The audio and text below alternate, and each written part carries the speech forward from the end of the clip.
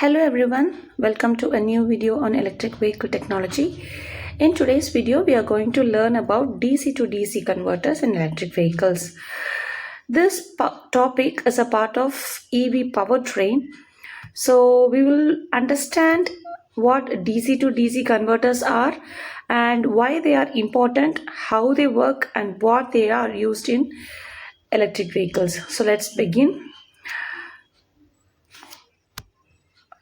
First, why DC to DC converters are necessary? Modern electronic systems need different voltage levels to operate, but usually the battery provides only one fixed voltage to as an output. So how do we get other different voltage levels from the same battery? This is where DC to DC converters are used. So a DC to DC converter changes one DC voltage into another DC voltage efficiently, which is, in other words, we can say a DC to DC converters fixed DC voltage into variable DC voltages. For example, if a EV battery gives 400 volts, but the lights and dashboard needs 12 volts. So this DC to DC converters will reduce this 400 volt output of the battery to 12 volt safely. Without DC to DC converters, many electronic systems would not work properly. So let's empathize it in a detailed manner. Different people have different expectations from DC to DC converters. For example, as an engineer, they will need reliable operation, high efficiency and simple circuit designs. From the customer's point of view, their pain points will be long battery life, fast charging and device that do not overheat. The industrial expectations would be, they would be in search of a DC to DC converter which should be smaller in size, low cost and high power output. So designing a DC to DC converter means balancing all these needs together. So what can we do? First, we need to identify the requirements for an ideal converter. An ideal DC to DC converter should have these following features that has been listed. First is high efficiency. That is, it should not waste too much power as heat. That is, it should waste only a very little energy as heat, because as we know, no machine is 100% efficient. Of course, it will liberate heat which could not be avoided. Next is stable voltage regulation. So it must maintain constant output voltage even when the load changes. And the size of the DC to DC converter should be compact. It should be small enough to fit inside the modern compact systems. And good thermal management. It should handle heat properly to avoid overheating, and also thereby it prolonging the lifespan of the converters. So these are the main characteristics of a good converter.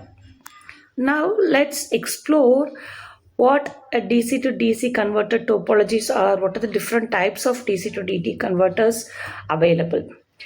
Generally, there are 4 DC to DC converters available.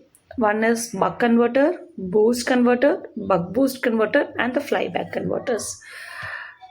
The buck converters, as the name implies, bucks, reducing. So a buck converter steps down the voltage. For example, it steps down 48 voltage to 12 volts.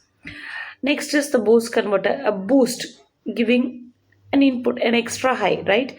So a boost converter steps up the voltage. So it will step up the input voltage. For example, from 12 volt to 24 volt or 12 volt to 48 volt, like that. Buck boost converter is, this converter can either increase or decrease the voltage depending on the requirement. Each type is chosen based on the application needs. So either to increase or decrease, it is dependent on the applications. Next is the flyback converter, which is an isolated specialized converter with multiple outputs, which are commonly used as of now. Now, let us Prototype. Let us visualize the solution. For many applications, especially in portable and electric vehicle electronics, a synchronous buck converter is commonly used because it provides high efficiency, better voltage control, and also low heat generations. So this converter consists of two MOSFET switches instead of traditional diodes. Because MOSFET have lower losses, the overall efficiency becomes much higher. So that is why synchronous buck converters are preferred in modern EV systems. So this improved efficiency will thereby improve the efficiency of the entire powertrain systems, thereby giving all those requirements that we have, satisfying the requirements that we have listed before. Now, let's test the performance. After designing the converter, testing is very important. So, we test it in three main ways. First is efficiency test, load regulation test, and then is the thermal analysis. In efficiency test, the input power and the output power will be compared. So, you give an input and you obtain an output. The output by input will be compared and at last we will find the efficiency. Next is load regulation test, where we will check whether the output voltage stays constant when the load changes. Even the load fluctuates or deviates when we give low loads or high loads. What about the output voltage? Whether it remains stable or there is any change with respect to the load changes. That will be observed through load regulation test. Finally, the thermal analysis list. So in this thermal analysis test, we observe how much heat is generated in each components. So thermal cameras can be used to identify these hotspots, and also this testing will ensure converter works efficiently, safely or not. So these tests are mandatory for evaluating the performance of the converters.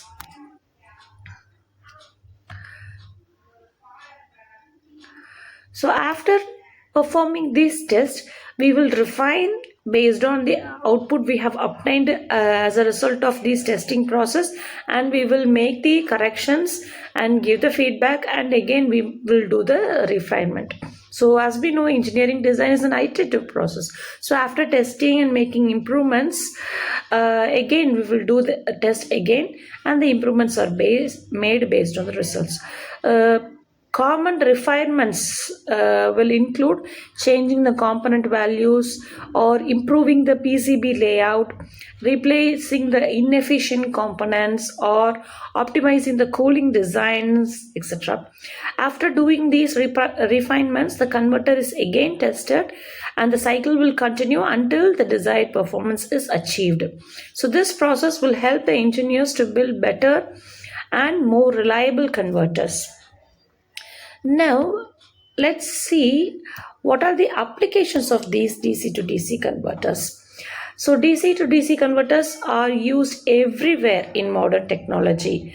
As we are discussing right now, commonly it is used in electric vehicles. They supply required voltages to motors, controllers, lights, and battery systems. So, the entire EV is working with this DC power only. Then, in smartphones, they manage charging and battery efficiently because all the input, all the small devices inside the smartphones are DC, right? Uses DC power. And in renewable energy systems also, they help to convert and regulate voltage from solar panels and wind turbines. So DC to DC converters plays a major role in powering the world, not just in EV alone.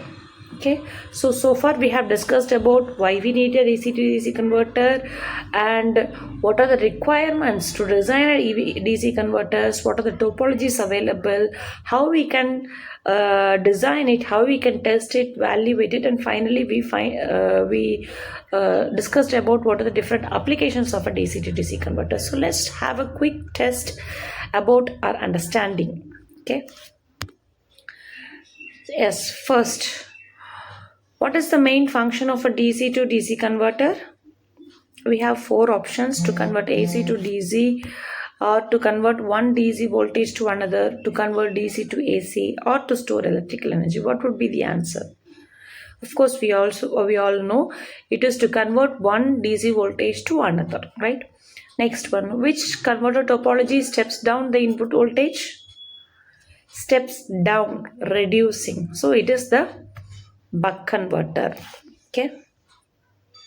So let's recall the topic that we have discussed. So we have learned today about DC to DC converters that convert one DC voltage level to another.